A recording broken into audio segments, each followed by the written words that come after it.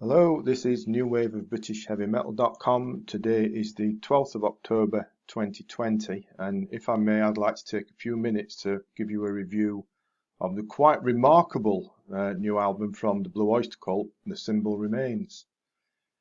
Before I get into it, the usual favour, if you wouldn't mind please, and that is to please subscribe to the channel if you'd like to. That would be greatly appreciated and a big help. Also in the description below is a link to the blog post on the website that I put up today, and also a link to the album on Amazon if you would like to go and get a copy, and I'm sure you will, because I mean it's been 19 years since the last BOC studio album, The Curse of the Hidden Mirror, which even for a long time fan like me, I found that album a little bit pedestrian. But now, 19 years later, we have The Symbol Remains, and man, this is as good as anything they've ever done. It's quite remarkable album. It really is. It's a complete monster, and really does stand against anything they've done, in my opinion. Everything that you'd expect from a Blue Oyster Cult album is here, and then some. The crushing riffs, dark, brooding, menacing stuff. The melodic rockers that Buck is always so good at. The guitar work so fluid and forceful, and everything in between from both Buck and Richie, who I think is quite the unsung hero in the band, given some of the songs he's recorded and written for this album. Eric's vocals are at the snarling, sneering best. You know, it's tremendous from start to finish. And just to show that they're not just about crunching rock and whatnot, they how can I put it, stray into different territories a time or two here. Like Train True is a bit of old-fashioned pub rock, blues, boogie type stuff, a little bit of fun. And then Florida Man, which I like muchly as a song, that's got a bit of a funky edge to it as well. And as I've mentioned already, you know, for me, the unsung hero in the lineup these days, I know he's been around for a long time, but this is the first studio album he's performed on, is Richie Castellano. And for me, he contributes to this album two of the finest songs on her in The Machine, and especially The Alchemist, which is knockout The Alchemist. It really is probably amongst the top 5 songs that the band's ever recorded. And you know, in summary, the Blue Oyster Cult remains a very powerful force, and all the evidence for that is here on The Symbol Remains. Take the opener, for example. That was me. It's so heavy, and a crunching riff.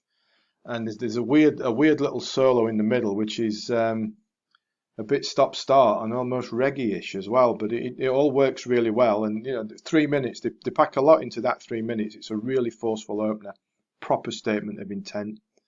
Box in My Head follows is typical Buck. You know, it sounds a little bit style-wise like Harvest Moon or Dancing in the Ruins, perhaps, or even something that could have gone on his solo album from all those years ago, Flat Out. Tremendous.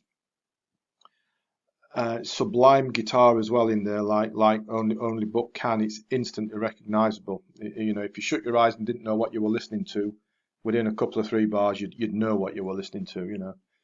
Tainted Blood, which is a joint effort from Eric and Richie, that wanders back into that familiar dark mystical territory that the BOC do so well as well.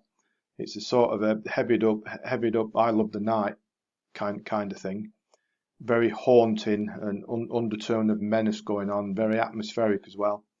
Edge of the World is Richie again, another good one, followed by The Machine, which zooms along really well, and you know, the lyrics are all about the over-reliance on a particular form of modern gadgetry that we all, well, let rule our lives these days, don't we? And you know, there's nothing not to enjoy from start to finish here. Nothing not to enjoy. You know, does anyone do any better than Blue Oyster Cult at this stuff? And the answer is no. You know, nobody does it this good. The return of St. Cecilia takes us all the way back in style to the old Stoke Forest group before, of course, they morphed into BOC.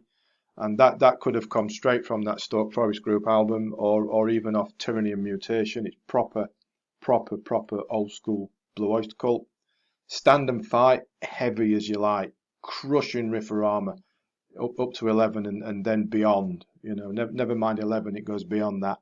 And check out the interplay between Buck and Richie on the guitar. You know, it's phenomenal stuff. It really is. And as I mentioned earlier, Florida Man comes into it, but then the jewel in the crown, the absolute epic here, is The Alchemist.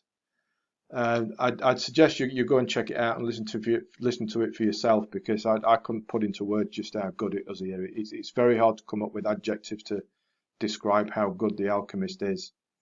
It's somewhere along the lines of a mixture of Flaming Telepaths and Nosferatu, I guess, is one way to try and put it. Epic, atmospheric, dark, brooding, chilling. Check it out. It's a remarkable song. And then we get into the closing trio, which play out nicely as well. There's a couple of Buck songs in there, which are, again, instantly recognizable as Buck songs. Secret Road and Fight, which closes it out. And then sandwiched in between that is There's a Crime. And that's another excellent one that stands up with everything else. And, you know, but the guitar work in Secret Road and Fight, again, sublime stuff. And okay, the Cult have taken 19 years to get to this from Curse of the Hidden Mirror. And in between, you know, as they've always been, you know, they're on tour forever. I've seen them every time they've been over here in the UK recently, for example. And all right, we've not had a studio album for 19 years until this, but man, you know, it's a cliche, was it worth the wait? But damn right it was worth the wait.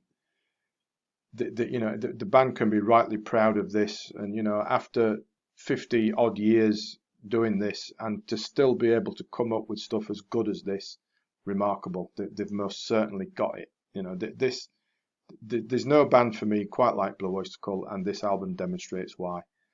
Just go out and get it. Go out and get it. That's all I can say. And if you'd like to do that, so there's a link underneath in the video description back to the album on Amazon if you want to pick up a copy. I would strongly suggest you do, and certainly before you do that, check out the video for The Alchemist. Remarkable stuff. So that's all I'd like to say, other than, as usual, thanks for listening and take care.